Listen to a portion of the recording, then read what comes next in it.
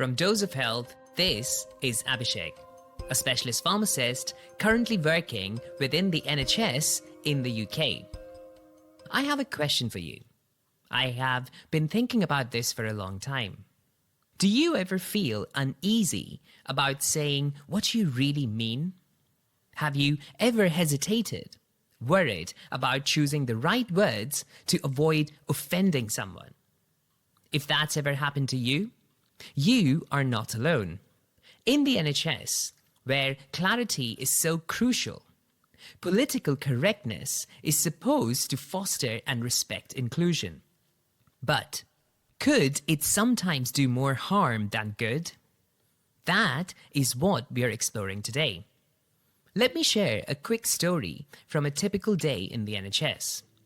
Imagine a healthcare professional, a doctor or a nurse, needs to advise a patient whose weight is seriously impacting their health. The patient is diabetic, hypertensive, and experiencing certain complications like erectile dysfunction. The staff member wants to say the word obese, but hesitates, afraid it might sound offensive. So instead, they opt for a softer language, skirting around the issue. The result? The patient doesn't grasp the severity of their condition, which could lead to a life-threatening misunderstanding. Or how about a pharmacist who spends an extra 5 minutes finding a polite way to say that the patient isn't following their treatment plan? The result? Confusion wins over clarity. Again, it's not the words themselves causing the problem, it's our fear of how they might be received. But why do these words have such power? Isn't it us, the humans, who give them that power? Words certainly don't do that on their own. We often hear that intentions matter more, yet there is so much focus on the exact words we use. I have noticed personally how this pressure sometimes stops me from speaking altogether. Over time, excessive political correctness erodes our ability to communicate honestly, turning us into two-faced individuals who think one thing but say another. Think about those meetings where everyone pretends to like each other, asking about weekends with fake enthusiasm. Everyone can see through the act, but we all play along anyways. It makes me wonder, what is political correctness really achieving? The phrase political correctness initially appeared in the leftist circles in the early 20th century, sometimes traced back to Marxist-Leninist discourse, where it meant conforming to the official party line or ideology. In the 1960s and 70s, it took on a more light-hearted meaning in the American activist and academic groups, encouraging considerations of marginalized communities. But by the late 1980s and 90s, critiques, especially conservatives, argued that this focus on language was restricting free speech. Today, political correctness generally refers to using words and actions that don't offend or exclude anyone, aiming for a more inclusive and respectful society. Still, in high-stakes settings like the NHS, where being clear and practical is crucial, could political correctness sometimes do more harm than good? Also, think about how this affects the NHS staff. Many healthcare professionals feel frustrated when political correctness seems more important than practical and clinical needs. Imagine a nurse trying to reassure someone about an upcoming procedure, but then pausing mid-sentence to find a more acceptable word to use instead of the word patient. Or picture a dietitian who must rephrase overweight as living with obesity instead of focusing on key health advice.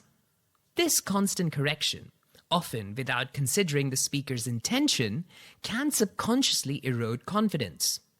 People start second-guessing every word they say, leading to hesitation, self-doubt, and ultimately lose faith in their own expertise. When healthcare professionals feel their primary concern should be avoiding offense rather than providing clear, effective care, it can lead to resentment and lower job satisfaction. This, in turn, affects the overall efficiency and effectiveness of the NHS.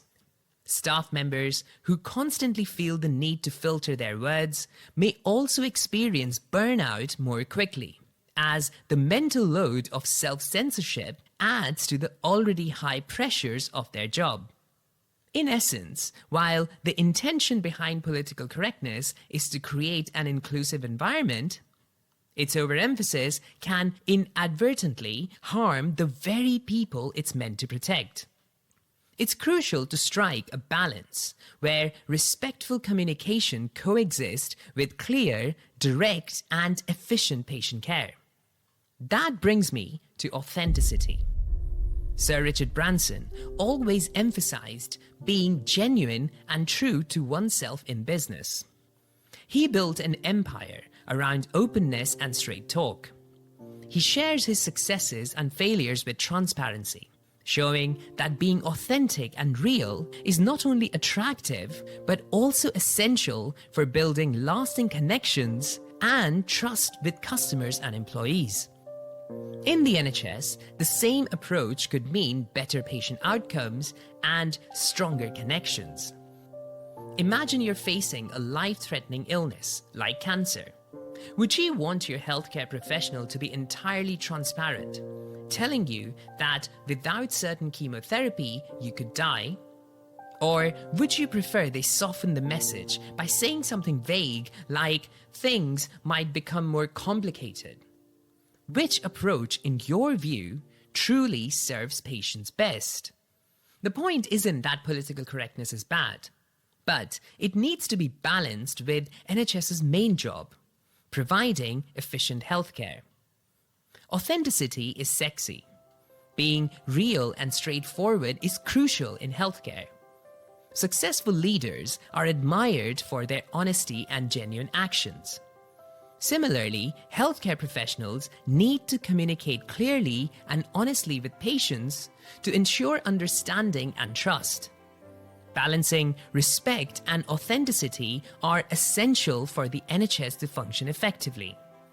So, I ask you, what do you think political correctness is really achieving in our healthcare system? Is it helping or hindering our ability to provide the best care? And if you are a patient, what would you prefer? Authenticity or political correctness? Let me know in the comments. Also, please don't forget to like, share, and subscribe to this podcast on your preferred platform. Thanks for listening today, and I'll see you in the next episode.